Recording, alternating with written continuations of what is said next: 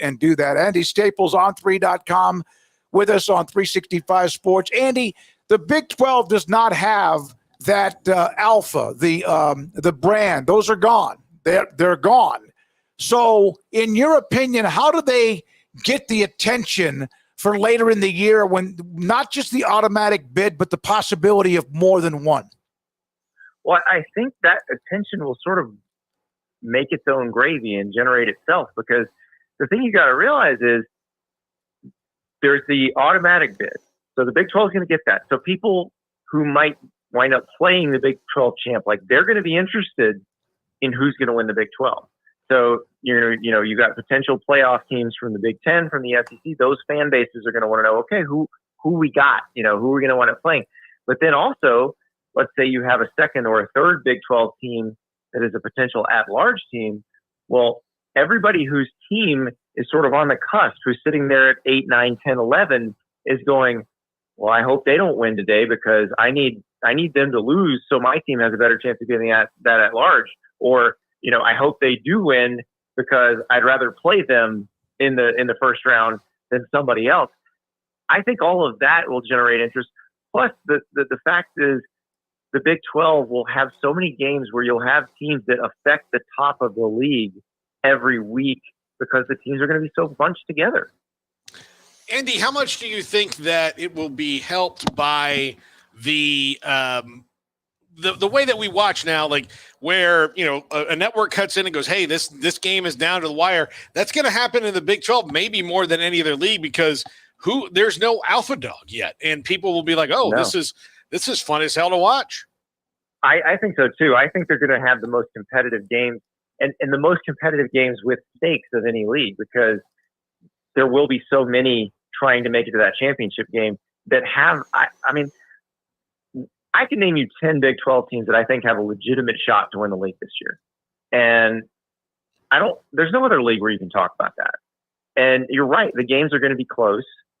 And as you get down to the wire, because you have two spots in the conference championship game and the winner of the conference championship game is more likely going to be one of the top 4 seeds in the playoff, that is going to draw the casual fan in because they're going to be saying, okay, who's this going to be? Andy, you got media days kicking off for the Big 12 tomorrow. Going to have Oregon State, Washington State are going to have their,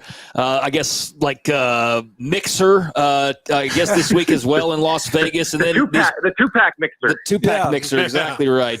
And then, to follow everybody else over these next 3 weeks, you're a veteran of many media days. Do they still garner interest from you? And if so, what are maybe some of the things that you are most interested in possibly hearing about or looking to find more information on? Well, I will tell you as a reporter, usually when there are several hundred reporters in one place, the good stories are somewhere else because everybody's on their best behavior with 100, or 500 or a million reporters for the SEC media days around. So it's not that. It's more just getting excited because there's real football. There's people to talk to. There are stories that are going to come out that haven't been told this offseason because a lot of these guys have kind of been in the bunker for the coaches, they've been recruiting a ton over the last few months, and that's all they've really been thinking about. And so their attention turns back towards this year's team.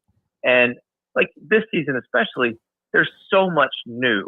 Like it's going to be a little weird seeing Arizona and Utah at Big 12 Media Days. Mm-hmm. Like that's going to be strange, but it's also going to be strange to see Big 12 Media Days in Vegas. Mm-hmm.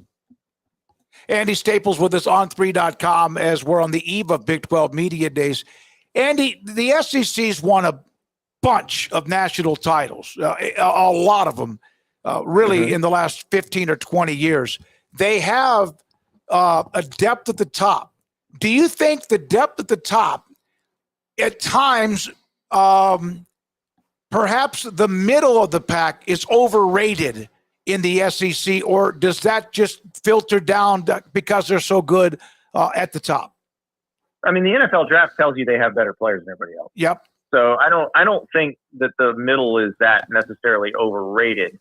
Now there are going to be years where there's, the 6th or 7th best SEC team is getting a little bit too much of a bump, but the fact of the matter is Kentucky's a first round defensive lineman in Deion Walker. And how many kind of middle to bottom teams have first round defensive linemen running around in most leagues? Like, that's just kind of par for the course there. Like, they just have better players than the other leagues. And I think that gets respected in a way in how people view the league. How does Deion Sanders add substance to his style this year? Block, tackle, block especially. They have to be better on the offensive line. That is really what it comes down to, I think, for that offense, because Shedeur Sanders is really good. And I like the receiving core. I feel like they've upgraded at running back. But the question is, how much better will that offensive line, which has been basically revamped through the transfer portal, and then, of course, they've got Jordan Seaton, who was the number one O-line recruit in the country this past year. If that group is better, then this is a better team. This is a team that should make a bowl game. I don't know that they're going to compete for the Big 12 title. They're one of the 10, I would say, who would have a crack at it, but I think for them it's more of a puncher's chance.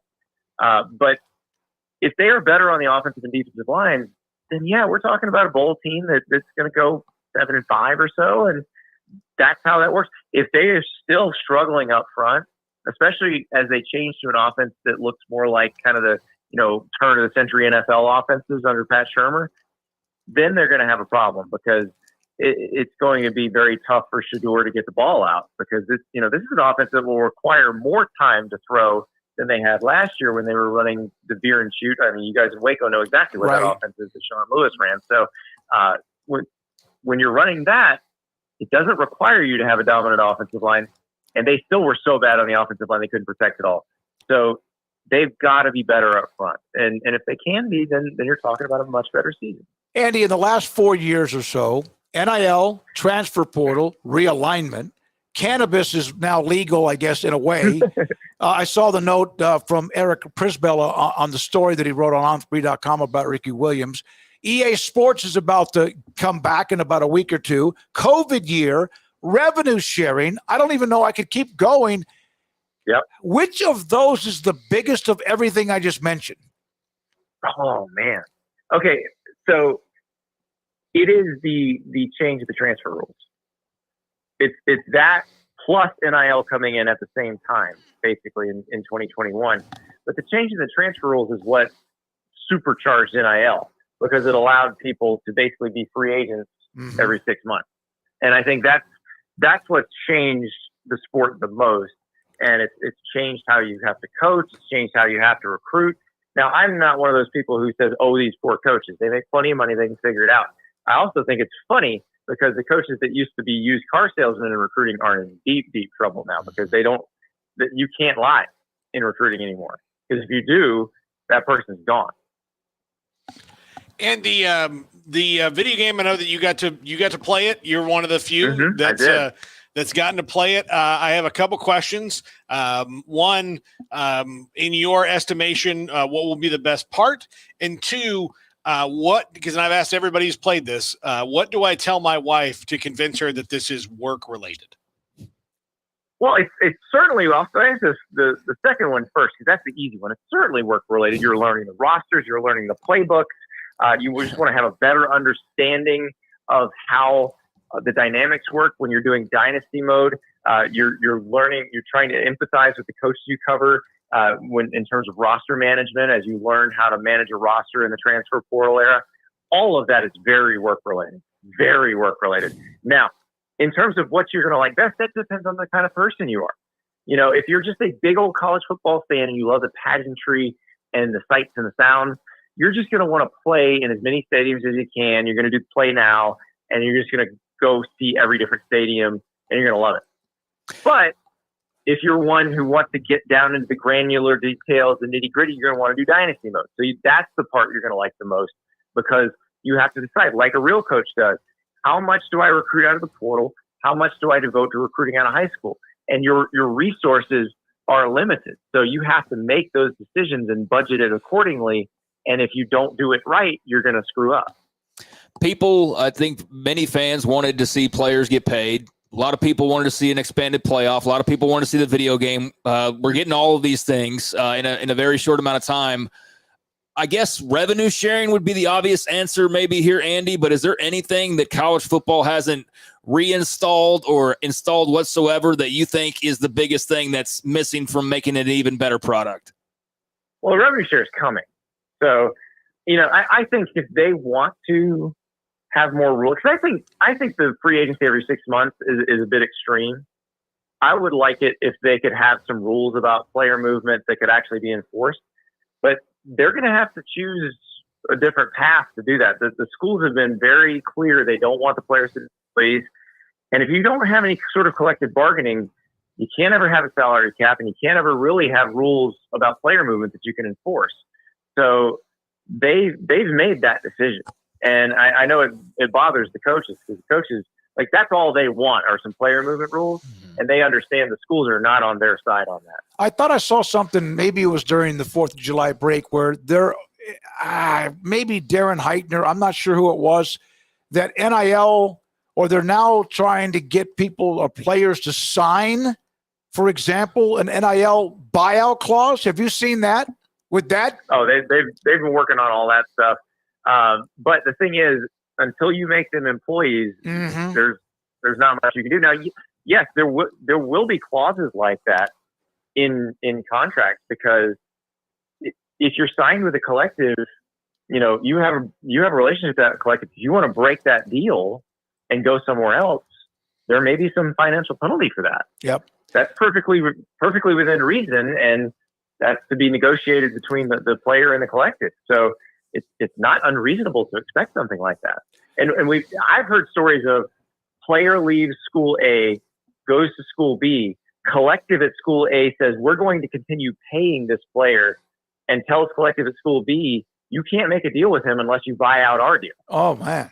Yeah. Andy, part of me thinks that the reason the biggest reason they will not say we're going to collectively bargain or we're going to work out some sort of real revenue sharing and here are the specifics is because once they do it, they don't have the expertise to do it and not let the horses out of the stable and it would be bad.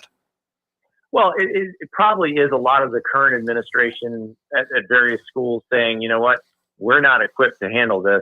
And what's going to happen is it's going to become clear we're not equipped to handle this. And once this starts, the schools that have the people who know what they're doing, those people are going to keep their jobs. But everybody else is going to get replaced by people who work in the NFL, who understand how all this actually works. Last thing for you, Andy. Andy Staples on 3.com. Colorado plays North Dakota State at Nebraska, which who knows with their expectations, rule year 2. At Colorado State, who almost beat them last year. Then home against Baylor. There is no sexy game on their schedule. There's no Oregon, Washington, USC, whatever. Can there be, if Colorado starts 4-0 again, will there be this, oh my God, look what Deion's doing, or did that ship happen last year only? Oh no, that'll absolutely happen. Listen, we want to talk about Deion. People want to listen to people talking about Deion. People want to have their opinions about Deion. He's one of those people that everybody has an opinion on. Mm-hmm. We're seeing it now with Caitlin Clark. I think is the person in the sports world who everybody seems to have an opinion on, and Deion's the same way. So yeah, if they start 4-0, people will be just absolutely, it will be the hot take. It'll be on the debate shows, all that. Now, I will say they do have to play K-State and Utah, right, who are the betting favorites to win the Big 12. So there are games that could be tough. I mean, but like you said, 4-0 is possible, but it's also possible that they start 2-2 with that schedule. I mean, Nebraska's defense is going to be really, really good this year. We don't know about their offense. If it's the same as last year, then Colorado probably goes and wins that game. But let's say Dylan Raiola, the freshman quarterback at Nebraska, is good and starts strong, then Colorado could lose that game. Baylor, I did predictions for the season, 10 fearless predictions for the 2024 season, and one of those was Dave Aranda saves his job at Baylor because I think they are ripe for a turnaround right now. I find it very hard to believe that they're going to be what they were last year. And we saw it with Neil Brown last year, where he goes, you know what? I'm really good at calling offensive plays. I got here because I'm a great offensive play caller. I'm going to take that back And at the same time, West Virginia had finally figured out their NIL stuff. They kept a lot of their best players. So that helped too, but he wins 9 games. I believe in Baylor a lot more with Dave Aranda calling the defense. Let's put it that way. Yeah, well, and he had to, because, again, that was part of the deal. You can come back. How are we going to make this better? And that was part of the deal. Mac Rhodes and Dave had the conversation the same day, in fact, when they played West Virginia and lost that game to end the season. Andy, thank you very much. Appreciate your time. Great stuff on on3.com. We'll see you soon. Thank you, guys. Andy Staples with us to close out at least part of the third hour here in Las Vegas. He has